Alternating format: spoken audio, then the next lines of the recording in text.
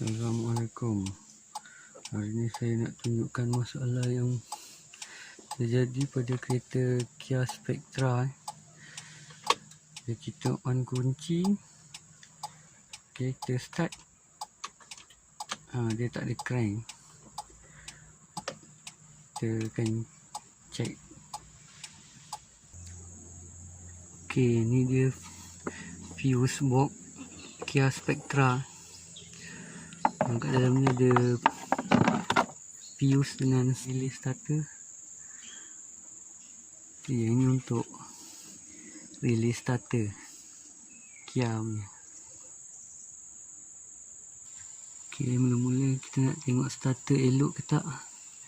Kita test buat macam ni, buat pass bypass.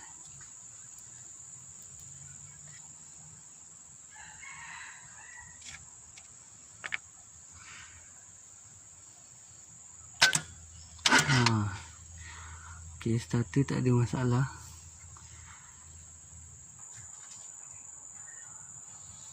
Okey, nak tahu dia rosak ke tak, kita test relay ni guna bateri.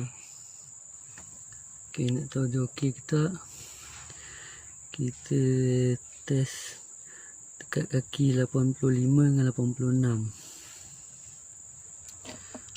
Okey,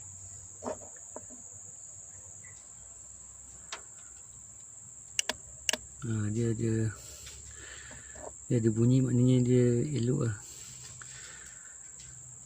Relay pun tak rosak.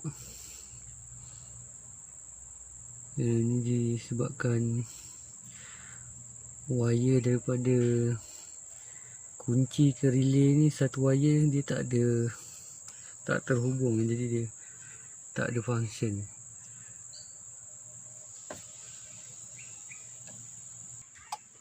Okay, kita cuba on. Untuk kereta auto, pastikan gear pada kedudukan neutral. Jangan sekali kita letak gear kita pada kedudukan D. Ini akan menyebabkan dia berjalan sendiri.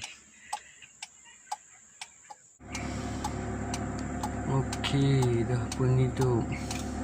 Masalahnya tadi berpunca daripada wire kunci ke starter yang tak tersambung.